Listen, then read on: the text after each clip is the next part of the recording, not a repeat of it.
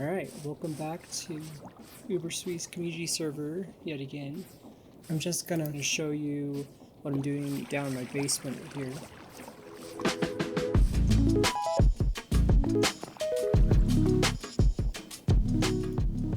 Alright, so we have these different switches, cause it to move back and forth. One goes one direction, bring it back and forth in the, we'll say, X direction, the other one in the Y direction. So this one, we're going to call the X direction, and that'll send it back and forth. This one will go up and down. I'll kind of show you that real quick. So if I turn that one on, it'll go out. If I turn it back the other way, it comes back. And that's using a gear shift to do all that. And then if I want to send this out, boom. Right, and what keeps this from going too far is this rail here is hitting the wall and keeping the machine going too far in the back and forth direction. Right, yeah, so life's been kind of crazy here lately.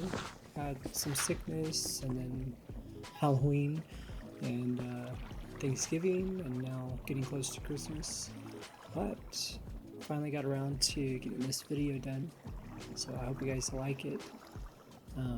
Basically I built my whole base up above, and now I'm clearing out the basement. Going to put a lot of the contraptions down here, a lot of the power is going to come from down below, and then we'll have different machines up in the top.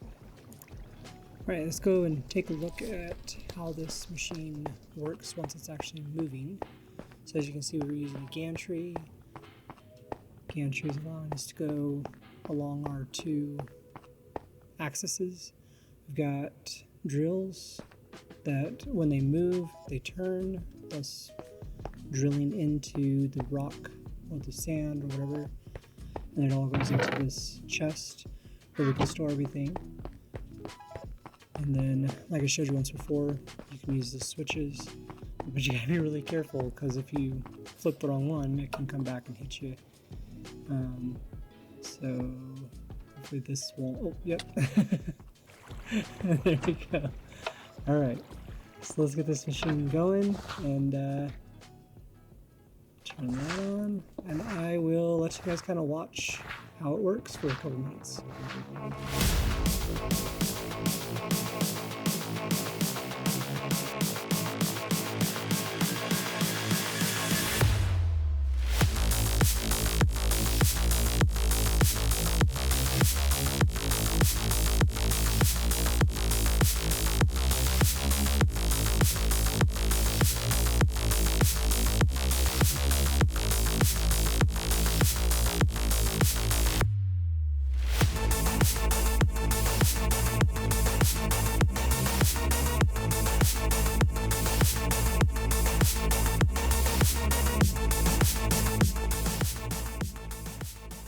Alright, let me show you how this works. So I kind of got down the pattern. If we pull this one, it'll bring it back. Then we bring it to us. It's the only way I can figure out how to get it to work. So I can send it back to the wall and flip on the gantry going this direction. And that's about it. Pretty easy pattern once you get it down. I'll let you guys watch some more.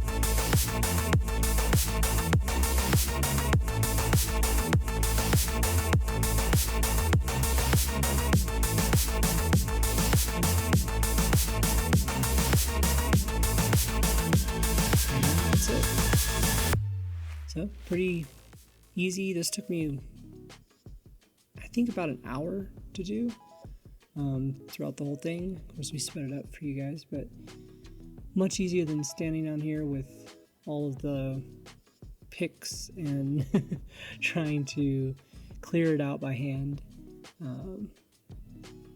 Took me not too long to make the machine either, so yeah, much better way of doing this. Then we can take this thing apart.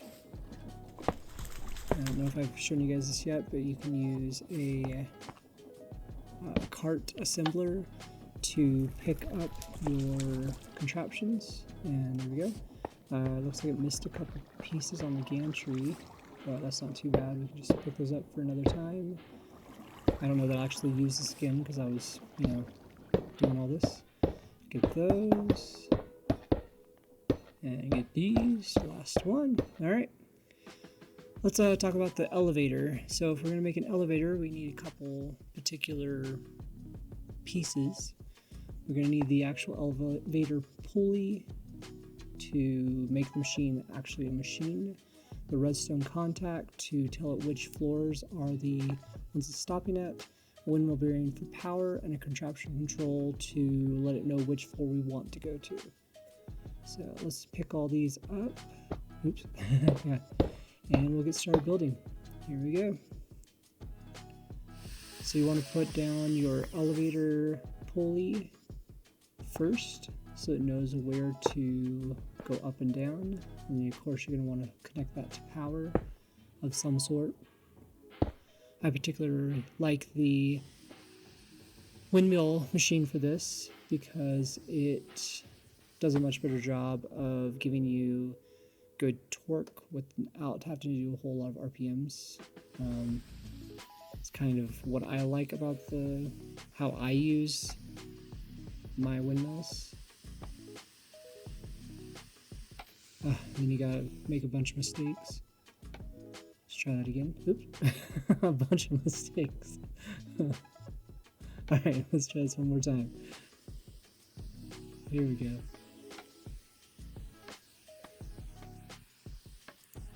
You can use more or less. I picked 48 because it gave me enough stress units to run my machine at whatever speed, RPMs, that I wanted to. So it wouldn't be an issue there. And then, I got this backwards, so let's fix that real quick. That's what I love about the Create mod. It's very nice that you can just fix things many times with its mods, particular assets.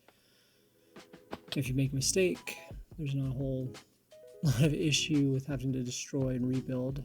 Go to the bottom here. It's a little bit easier to grab. Flip these around. Yeah, super simple. Rotate it, don't destroy it, just put it back where it belongs. So yeah, now you'll just need to make sure that all the sails are on each of the 4 sides. You can of course do this horizontally or vertically. I like it vertically, the way I have it. So you want to make sure you have enough stress units because every single machine component is going to take up a certain amount of stress units per RPM. In this case, we want to make sure that our elevator can go fast enough. So we're going to need a speed control of some kind, whether we use gears or some of the other speed control contraptions or components. And we want to be able to go fast enough and have enough stress units to go at that speed. I personally used 64 RPM for this. It was plenty for me to go up and down in my elevator. You would of course go faster or slower if you wanted to. But that's that section. We now need to add our redstone contacts to let it know which places the floor will be. And you can of course see that I've already got some glue put down, but we'll also need to glue all that in here in a minute. We'll put in a contraption controller, glue it down, And then we'll have to go turn on the power, turn on the actual machine to let it know it is a elevator, and to let it know we have more than one floor, we need to go downstairs and add the second floor. So let's go down there real quick. Then you're going to use a redstone contact to delineate where your floor is. This particular one is going to, of course, be my basement floor, and you want to put that there for each floor that you have to tell the elevator where to go. And that's basically how you make an elevator. Then when you use your contraption controller here, you can tell it which floor you want to go to. And like I said, I set mine at about 64 RPM, and that was perfectly good for what I was doing for my floors. But that's what we have for the show today. We set up a basement, set up an elevator, kind of showed you how to do that, and that's all I have for you. Thanks for watching, and we will see you next time.